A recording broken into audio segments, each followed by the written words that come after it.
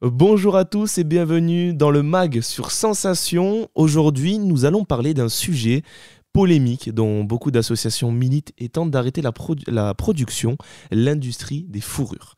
Je reçois Jessica Lefebvre-Grave. Jessica, bonjour. Bonjour. Merci d'être avec nous. Vous êtes la directrice des relations externes et investigations au sein de l'association One Voice, une association qui milite pour mettre un terme à l'industrie de la fourrure et particulièrement à l'élevage des visons. Parlez-nous un petit peu de One Voice, en quoi consiste cette association ? Alors, cette association, c'est une association qui a été créée par Muriel Arnal à la fin des années 90 en France, sur une idée essentielle de base qui était de ne pas s'inscrire que dans la défense des animaux, disons, familiers, ni que dans ceux qui sont des animaux sauvages libres, mais de lier les deux et d'avoir une force d'action liée à l'investigation, liée à des expertises, à du juridique et à des campagnes un petit peu à la manière américaine ou anglo-saxonne de faire, alors qu'en France, on était sur un autre mode de travail associatif. Et du coup, l'association One Voice défend des animaux sur tous les champs des possibles, en quelque sorte, à la fois les animaux captifs dans les cirques et les delphinariums, les animaux sauvages libres, donc ceux qui sont traqués par les chasseurs, les braconniers, les trafiquants, mais aussi sur le champ de l'expérimentation animale et de la mode, bien entendu, puisque c'est le sujet d'aujourd'hui, et de l'errance féline et des animaux familiers, et tout ce qui est lié à la maltraitance qu'ils subissent malheureusement fort souvent. Comme vous nous l'expliquez, c'est des actions qui sont menées un peu à toutes les échelles. Pourquoi faut-il arrêter l'industrie de la fourrure aujourd'hui ? Alors, l'industrie de la fourrure aujourd'hui est en déclin, et c'est tant mieux.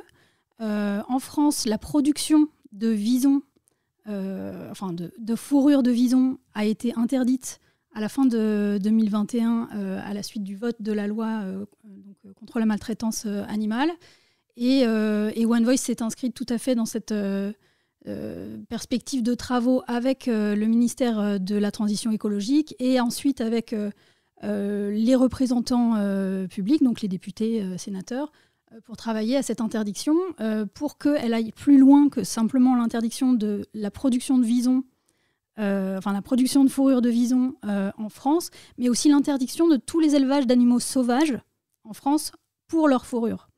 Et donc, cette industrie, elle est en déclin, non seulement en France, mais en Europe dans son ensemble. C'est une industrie en déclin du point de vue de la production, du point de vue de la vente et des imports-exports. Elle est encore assez vivace à l'étranger. Et c'est toute l'idée de l'initiative citoyenne européenne qu'on a portée, One Voice, avec ses partenaires de la Fur Free Alliance, avec Eurogroup for Animals qui a déposé cette initiative citoyenne européenne pour obtenir non seulement l'interdiction de la production, donc tous les élevages en Europe, mais aussi des imports-exports et donc des ventes pour éviter que la production soit simplement déplacée à l'étranger, en Chine, en Russie par exemple, et que les manteaux, les petits pompons de bonnet soient vendus chez nous alors qu'ils ne sont pas produits chez nous. Voilà.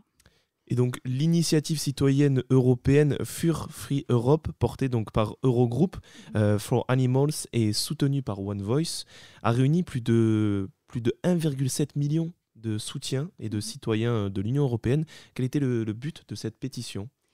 C'est exactement ça, c'est-à-dire à la fois interdire la production et la vente de fourrure dans toute l'Europe.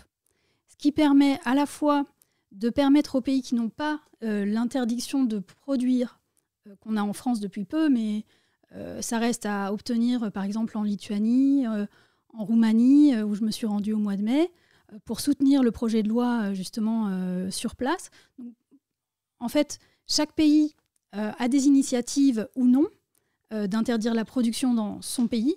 Et cette initiative citoyenne européenne, elle vise à obtenir une loi européenne qui permette finalement de gagner sur tous les pays à la fois. non seulement sur la production, comme je l'expliquais, mais aussi sur la vente et les imports-exports de fourrure et de produits en fait, contenant de la fourrure. Alors en 2015, l'industrie de la fourrure pesait à hauteur de 40 milliards d'euros de chiffre d'affaires par an, ce qui est énorme selon Le Monde. Comment on fait pour démanteler un réseau, une industrie si puissante ? À vrai dire, déjà, il faut analyser les chiffres. C'est-à-dire que les chiffres qui sont annoncés et repris dans la presse, malheureusement, c'est que les défenseurs de la fourrure essayent de vendre. Leurs lobbyistes sont assez forts pour essayer de vendre une industrie qui, en réalité, est déclinante. C'est-à-dire que quand vous avez en France, au moment où la loi est passée, il ne restait que 3 élevages. On nous faisait croire, alors qu'il y avait donc 3 couples qui travaillaient dans ces élevages, ou à peine plus, que ça représente plusieurs centaines d'emplois, etc., que ça représente des millions, bon, forcément, puisque chaque fourrure est vendue très cher. Mais c'est en fait un leurre. C'est un argument de vente de la part des lobbyistes du syndicat de la fourrure, qui donc envoie des communiqués de presse au Monde, entre autres, puisque c'est la source que vous avez. En réalité, elle est beaucoup moins forte que ça.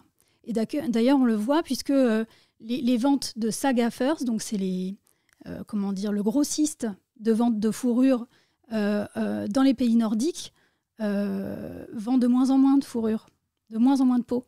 Donc c'est la preuve que c'est une industrie déclinante, d'autant plus qu'au moment du Covid, de la pandémie, on a découvert, ou on a montré quelque chose qu'on savait déjà, c'est-à-dire que dans les élevages de visons, notamment, pas seulement, mais fortement de visons, le SARS-CoV-2 et donc le Covid pouvaient développer des mutations chez les animaux et être retransmis aux humains, et notamment aux éleveurs, ce qui fait que des milliers de visons ont été abattus aux Pays-Bas, au Danemark et en France, dans l'un des derniers élevages qui était encore ouvert à l'époque.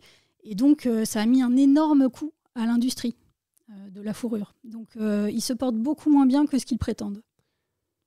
Tout de même, 100 millions d'animaux environ sont sacrifiés chaque année. Ce sont des chiffres énormes, oui, portés principalement par l'influence de la Chine. Mais la France a un gros rôle dans ce milieu. Aujourd'hui, la loi condamne et amende des gens qui, par exemple, abandonnent des animaux dans la rue. Est-ce qu'il y a des actions du gouvernement contre ceux qui élèvent en captivité des animaux ? Alors, les élevages de visons sont fermés maintenant depuis 1 an et demi. Donc ça, c'est une très bonne chose. Il y a des lois sur le bien-être des animaux dans les élevages, même si ils sont que peu mis en œuvre, contrôlés, etc. Mais aussi, ce sont des réglementations qui sont très légères par rapport à ce qui a lieu, enfin à ce qui se passe pour des animaux familiers. Donc oui, de toute façon, si vous voulez, les conditions de vie des animaux dans les élevages, elle est terrible. Elle est absolument terrible. Vous le disiez, 100 millions d'animaux tués chaque année dans le monde, c'est abominable. Donc le but de notre démarche chez One Voice, de s'inscrire dans le soutien de cette initiative citoyenne européenne, elle est non seulement d'interdire la production en Europe, mais éviter que l'Europe soit un terrain de vente pour la Chine, pour la Russie, etc. Et que finalement les animaux souffrent ailleurs, puisque la souffrance est la même pour un vison élevé en Chine, enfin un vison d'Amérique élevé en Chine, un vison d'Amérique élevé au Canada, en Russie ou avant en France, c'est tout à fait pareil. Ou encore maintenant, donc, comme je le disais, en Roumanie ou en Lituanie. Alors j'aimerais juste vous faire réagir très rapidement, parce qu'on n'a plus beaucoup de temps. Un Français sur 2 souhaite voir fermer les élevages d'animaux à fourrure. Est-ce que pour vous, c'est suffisant ? Qu'un Français sur 2 le souhaite ? Ça ne fait pas beaucoup. Non, mais finalement, c'est déjà fait. Donc voilà. tant mieux si les représentants français l'ont fait. Après, c'est vrai que c'est vraiment nécessaire de le faire au niveau européen, en soutien de nos partenaires étrangers, notamment Actasia en Chine Et donc voilà, c'est ça qui nous importe le plus. Merci beaucoup Jessica Lefebvre-Grave d'avoir accepté notre invitation sur Sensation. Pour retrouver toutes les informations à propos de l'association et même si vous voulez faire un don, c'est sur onevoice.fr. Et un grand merci à l'ISCPA de nous avoir accueillis au sein de ses studios. Vous pouvez retrouver cette émission en podcast audio et vidéo sur notre site internet et notre application Radio Sensation.